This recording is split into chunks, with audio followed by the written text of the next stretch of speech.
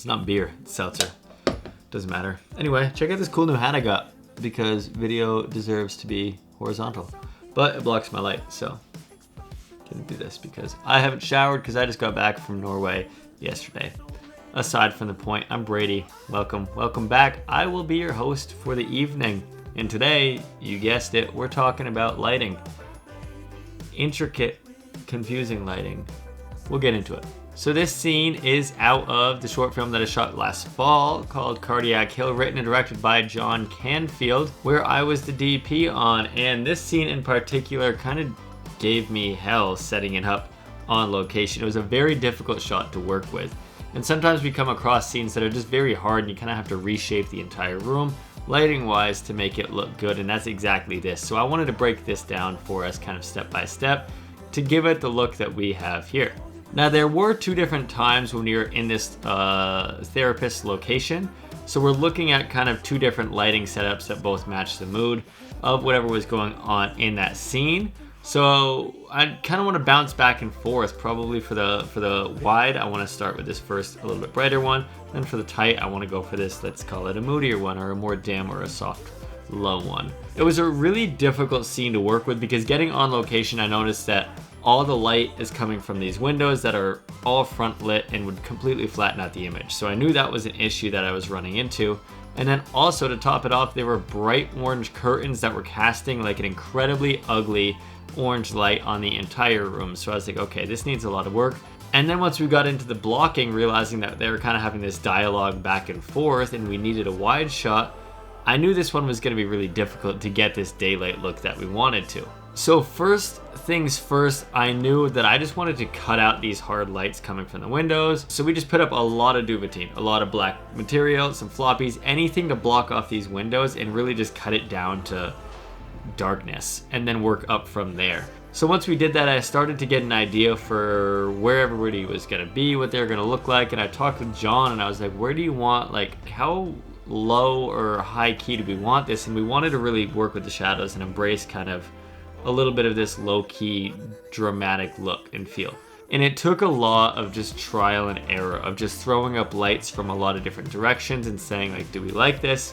Do we want to go top light? Do we want to go side light? And improvising kind of last minute on location. But I opted for kind of the key motivation for the lighting in the scene to be coming from this window that you see over on frame right, which, between you and me, that's not a real window. Fooled you, or didn't, I don't know. But that was the driving force for a lot of the lighting in the scene. Now I want to backtrack a little bit and work on the key lights for each of these characters, both the therapist and Ava in this scene. So I knew that for the therapist's sake, this light was going to be driven by this window that we were going to create on frame right. So I wanted this kind of side lit look for her. So the first light that we're going to talk about is an F22, an Amaranth F22 light that we had boomed overhead and just brought right out of frame above her with a grid pointing in on her face. So the F22 was going to be a soft enough matte to give us still a soft quality light, and then by putting the grid on top of it, we were taking that beam of light and focusing it really just in on the therapist's face and torso, because I didn't want to fill the entire room with a lot of this daylit ambience. I wanted to just keep this key light on her and on her face. So that was the first key light. And then to light Ava, the character on frame right, I kind of did the same thing. I took another F22 and we boomed that out overhead.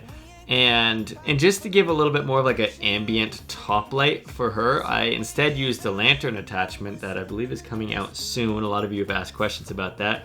Should be coming out soon, but I used this lantern attachment just to give a very soft quality of light to spill on Ava, give a little bit of room tone, and kind of spill in that little area that she was sitting, just motivated by daylight kind of bouncing in the room and out and around.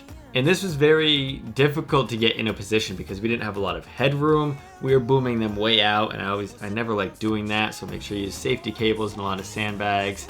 And just getting them in the right spot to where it looks good on the character but wasn't dipping into the frame was really difficult and took a lot of massaging here. But moving forward, why don't we go into that window light that you see over there? And that was actually just a closet, or over there you see a hallway and there's like a washer and dryer that was over there. And I was like, okay, well this little area could act as a window and motivate the light, because I didn't want the windows to be like, I wanted some sort of bright contrasty object in the frame, and I didn't want it to just be wall. So what I did to make this window was actually pretty simple, and I've done this a handful of times, and that was taking, like, I think I had full grid or half grid, like an 8x8 rag, and we hung that up on an arm just right above out of frame. So then we just had this white draping rag over there, and I took a aperture 600D and I just shot that into this white rag. So essentially it's just glowing white and acting as if there is bright daylight that is out there, and that just kind of is a little trick to make things look like daylight outside. So we've got the 2 key lights in place for each of the subjects, and then we've got this window light as well. And this is casting some ambience on the couch. You can see it spilling into the room a little bit, and it just acts as like a little bit of room tone. It gives Ava a rim light on the back of her head, and you can see it on the plants. Looks pretty good to me. So I want to keep moving forward. In the wide of this frame, you see this light that's kind of slashing in of like sunlight diagonally across the frame from bottom right to top left. And I did this just to add a little bit more contrast and texture in the frame. So this was a difficult one to work with because, again, the windows weren't placed where we wanted them to be. So I was like, oh, this is gonna drive me crazy. But what we came down to deciding was taking another 600D, an aperture 600D, and on that we had like a narrow reflector dish. What we did was just set up like a frame as if this was going through a window. We made a frame of floppies. So we had 2-foot floppies, just put up like with only a couple of inches to spare. So this light was just gonna like creep through and create almost like a little slash of daylight, like it was creeping through like a curtain or a window, just to create some contrast on the floor. You can see it on Ava's leg, on the edge of the couch, the therapist's leg. So just adding a little bit more exposure contrast in there to just motivate more of this daylight, because we couldn't really have many windows in the scene. So I wanted to add in the feeling of daylight with this light source here. And this light we had at 0.1%, and on top of that it was still a little bit too bright, so we needed a 2-stop net in front of it. Nets will just cut down the exposure a little bit. So we've got 4 lights now. It's starting to get a little bit more complicated and intricate.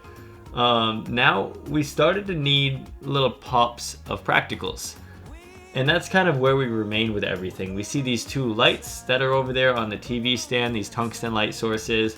Those are just 2 aperture B7C bulbs set to like a 3200 Kelvin. And then you can see on the cactus and in the back corner, we've got a couple RGB practicals, which these are just aperture MCs, I believe it was. One of them might have been a bulb, but we had an aperture MC set to just like this orange RGB and the cactus pointing up. And then we had this green bulb on the floor just filling ambience over there, because we just wanted to make it feel like, you know, a vibey therapist's office. So this wide, it was difficult, it was complex. There was just a lot of little lights and ways to shape it. We had the 2 key lights, we had that window light, we had that slash of light coming in the room, a lot of RGB practicals. But that pretty much makes up the wide shot. But now what we had to do is get coverage of each of the characters as well, and this is where things got a little bit more interesting and fun, at least for me. So the way that we lit both the therapist and Ava's shots were pretty much the same, so I'm going to focus on Ava's here because I really like the look of this shot. So we'll start with the key light, and what I did with this was actually just take that existing F22 that we used before, and I made a book light out of it. So I took it off the boom arm and I put it on the floor bouncing straight up. Then we bounced it off of a white bounce card and then through a 4x4 half grid, because I was like, I want really, really soft light on her, and this is kind of how I like to do it. Book lights are very small and compact for this really small room that we were in. And then on top of that, for this shot, I just pulled it a little bit further back, kind of more her side rather than fronty, because I wanted drama in this shot. She's really starting to like break down. She's sad, she's going through it, so I wanted some drama, so I brought that light just a little bit further back, but you can see just how soft it is with the book light, and I really love the look that we were giving with that F22. We still see in frame left a little bit of that window. I think I pulled down the exposure just a little bit because it was a little bit hot. And then you see a little bit of rim light on her frame right hairline, and what we did there, we didn't have a lot of time, so I had one of the grips just hold an aperture MC, and we had that set to daylight, and he just held that right over her head, and it gave just a little bit of an edge on her skin, on her shoulder, on her shirt, on her hair, and it looked really, really nice. And then directly behind her, she was kind of blocking another aperture MC that I believe I set it like face up on the cabinet behind her. Just very subtle tungsten just to carry over consistency with one of those tungsten practicals that you see there, just casting up on the picture frame, kind of creating this gradient that's behind her head. But this was a difficult scene to work with. It was, you know, not that much coverage, but just a lot of lighting shaping that needed to happen. Once we got in there, I was like, we need to cut all of this out because we couldn't have the orange cast. I didn't want a very front light. I needed some sort of side texture contrast because we wanted this low-key look. And it just took a lot of troubleshooting and just trying things. And one of the things that really got me through and really helped us establish this look was just setting up a portable light and just moving it around and just seeing where we liked the direction to come from. And once we found something that we liked, we really ran with it and then set everything up shaped around that. So not every shoot is perfectly planned out when you get there, and sometimes you really need to run into a lot of issues and have some trial and error times of just like figuring it out on the fly. And it's tough in the moment, but really fun as well if you like a good challenge. So that's all we got for this video. I hope you guys liked it. It was very complex, especially in the moment, but that's all I've got. So I will see you in the next one, and I hope you have a great night. Thank you, and good night. Or good afternoon, whatever it is. Bye.